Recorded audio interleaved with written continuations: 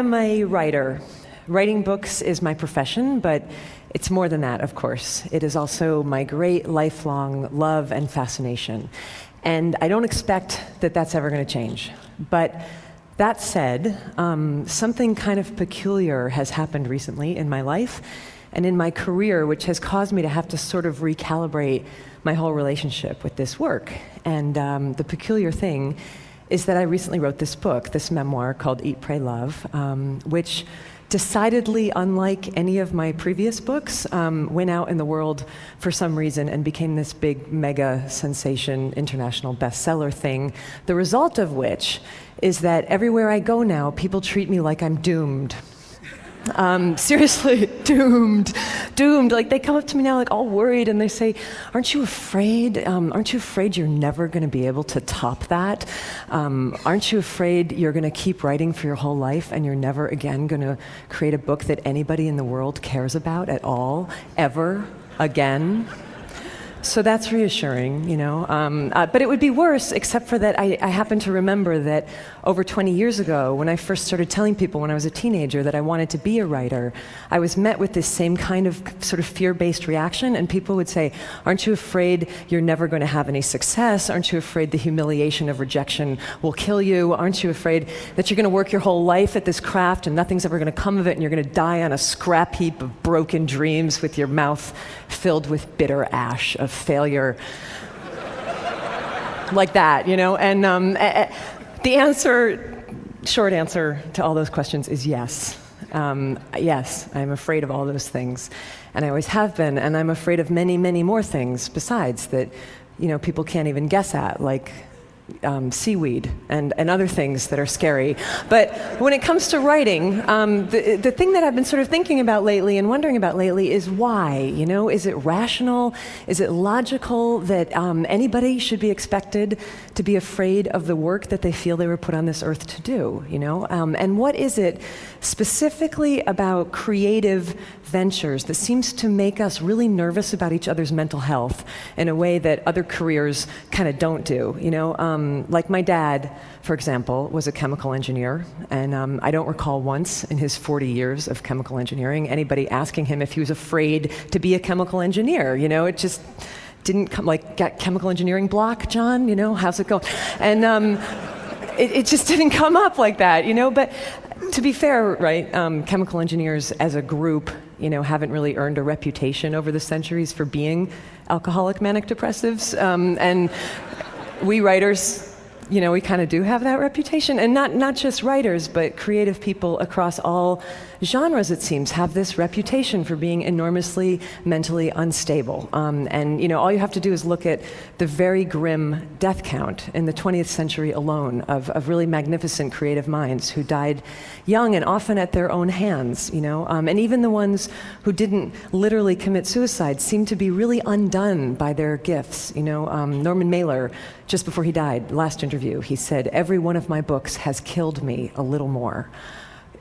An extraordinary statement to make about your life's work, you know, but we don't even blink when we hear somebody say this because we've heard that kind of stuff for so long, and somehow we've completely internalized and accepted collectively this notion that creativity and suffering are somehow inherently linked, and that artistry, in the end, will always ultimately lead to anguish. And the question that I want to ask everybody here today is, are you guys all cool with that idea? Like, are you comfortable with that? Because you look at it even from an inch away, and, you know, I'm not at all comfortable with that assumption. I think it's odious, and I also think it's dangerous, and I don't want to see it perpetuated into the next century. I think better if we encourage, you know, our great creative minds to live, you know, and I definitely know that in my case, in my situation, it would be very dangerous for me to start sort of leaking down that dark path of assumption, you know, particularly given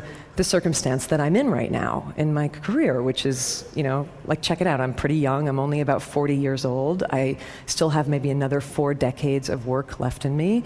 And it's exceedingly likely that anything I write from this point forward is going to be judged by the world as the work that came after the freakish success of my last book, right? I should just put it bluntly, because we're all sort of friends here now, it's exceedingly likely that my greatest success is behind me.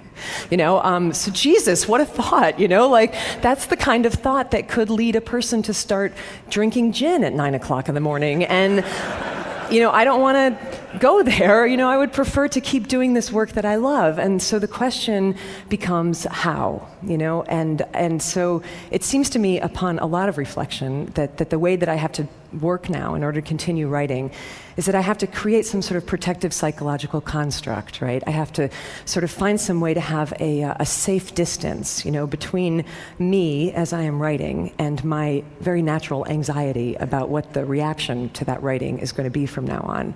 And as I've been looking over the last year for like models for how to do that, I've been sort of looking across time, and I've been trying to find like other societies to see if they might have had better and saner ideas than we have about how to help creative people sort of manage the inherent emotional risks of creativity. And that search has led me to ancient Greece and ancient Rome. So stay with me, because it does circle around back. But ancient Greece and ancient Rome, people did not happen to believe that creativity came from human beings back then, okay? People believed that creativity was this divine attendant spirit that came to human beings from some distant and unknowable source for distant and unknowable reasons. The Greeks famously called these divine attendant spirits of creativity daemons. Socrates famously believed that he had a daemon who spoke wisdom to him from afar. The Romans had the same idea, but they called that sort of disembodied creative spirit a genius, which is great, because the Romans did not actually think that a genius was a particularly clever individual. They believed that a genius was this sort of magical divine entity who was believed to literally live in the walls of an artist's studio, kind of like Dobby, the house elf, and who would come out and sort of invisibly assist the artist with their work and would shape the outcome of that work. So brilliant, there it is, right there, that distance that I'm talking about, that psychological construct to protect you from the results of your work, And everyone knew that this is how it functioned, right? So the ancient artist was protected from certain things like, for example, too much narcissism, right? If your work was brilliant, couldn't take all the credit for it. Everybody knew you had this like disembodied genius who had helped you. If your work bombed, not entirely your fault, Everyone knew your genius was kind of lame. And this is how people thought about creativity in the West for a really long time. And then the Renaissance came and everything changed, and we had this big idea, and the big idea was, let's put the individual human being at the center of the universe, right? Above all gods and mysteries, and there's no more room for like mystical creatures who take dictation from the divine. And it's the beginning of rational humanism, and people started to believe that creativity came completely from the self of the individual. And for the first time in history, you start to hear people referring to this or that artist as being a genius rather than having a genius. And I gotta tell you, I think that was a huge error. I think that allowing somebody, like one mere person, to believe that he or she is like the vessel, like the font and the essence and the source of all divine, creative, unknowable, eternal mystery is just like a smidge too much responsibility to put on one fragile human psyche. It's like asking somebody to swallow the sun. It just completely warps and distorts egos, and it creates all these unmanageable expectations about performance. And I think the pressure of that has been killing off our artists for the last 500 years. And if this is true, and I think it is true, the question becomes, what now? Can we do this differently? Maybe go back to some more ancient understanding about the relationship between humans and the creative mystery. Maybe not, maybe we can't just erase 500 years of rational humanistic thought in one 18-minute speech.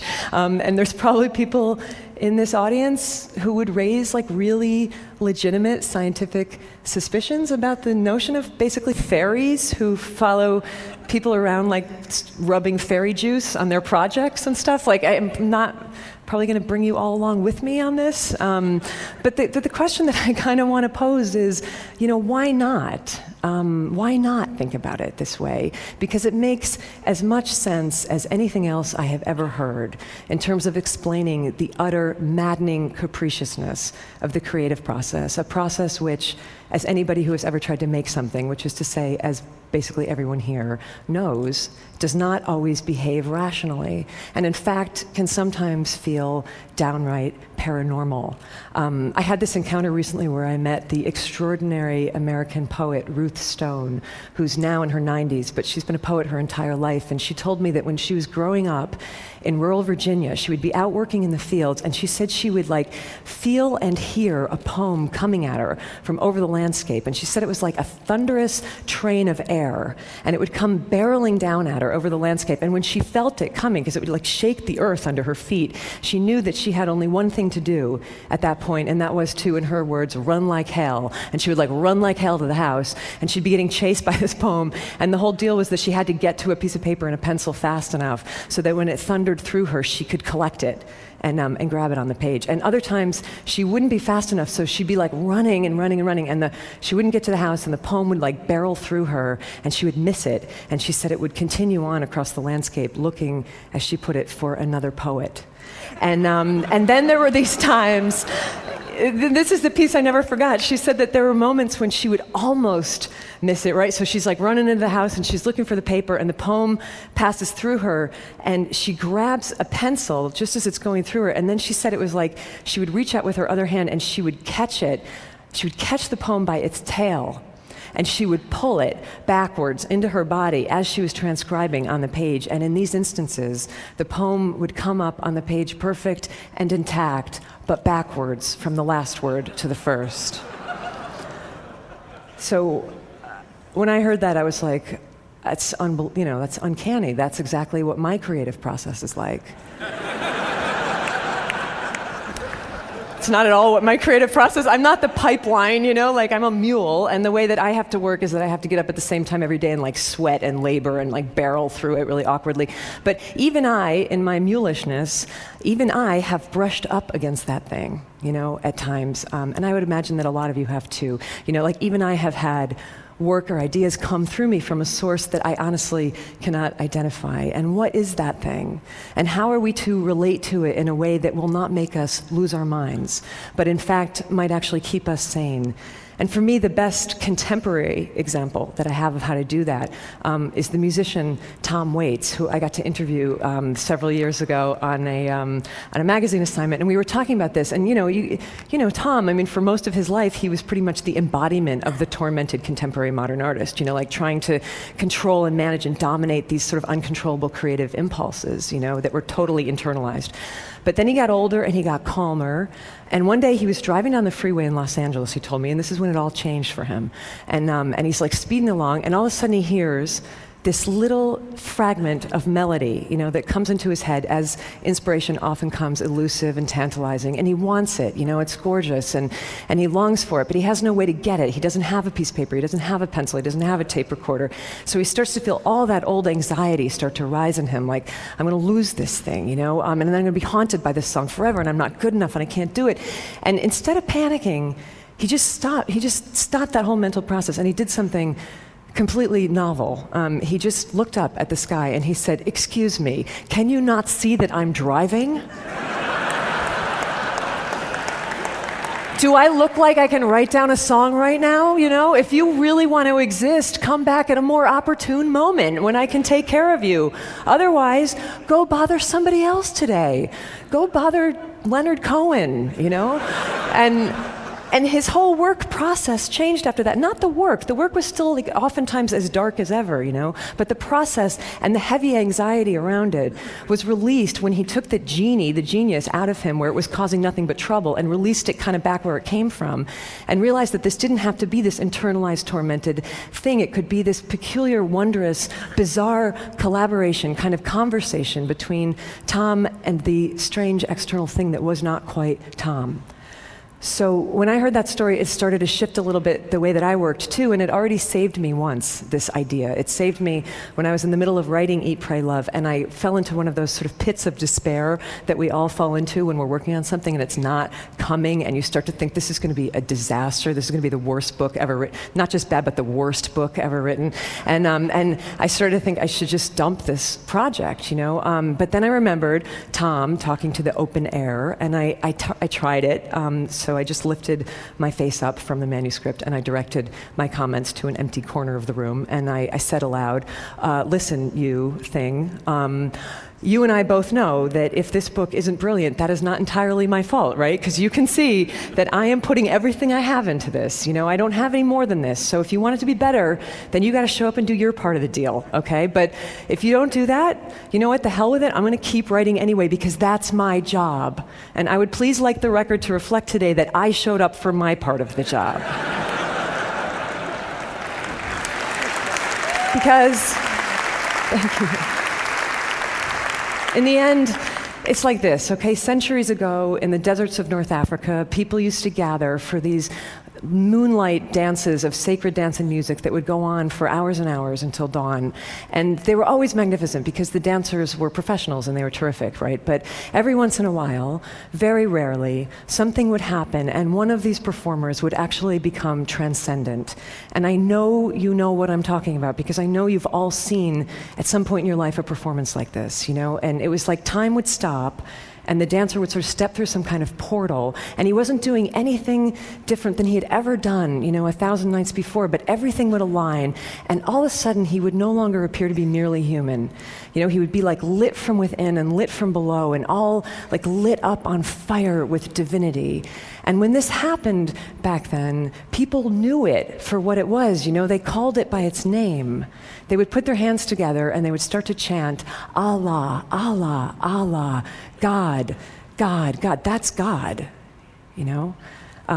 Curious historical footnote, when the Moors invaded southern Spain, they took this custom with them, and the pronunciation changed over the centuries from Allah, Allah, Allah to Ole, Ole, Ole, which you still hear in bullfights and in flamenco dances in Spain when a performer has done something impossible and magic. Allah, Ole, Ole, Allah, magnificent, bravo, incomprehensible, there it is, a glimpse of God. Which is great, because we need that.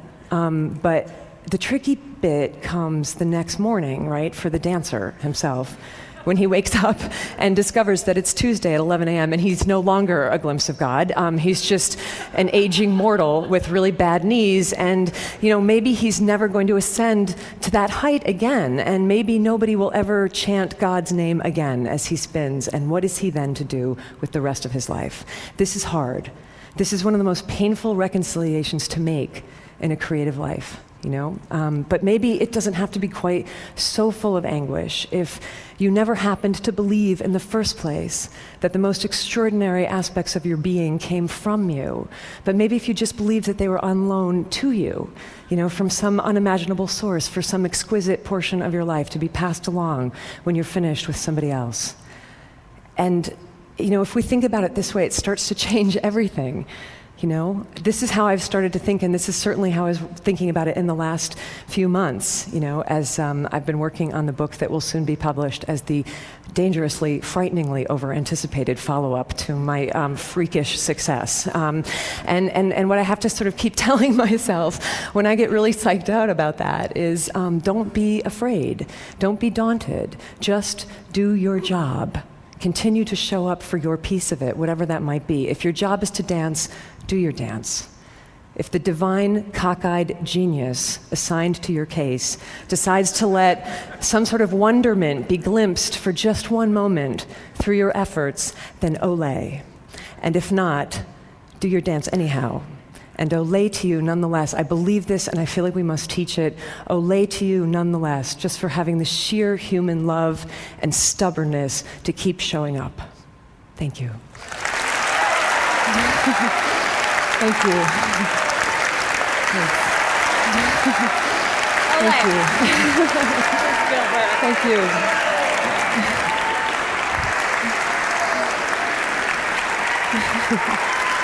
Thank you.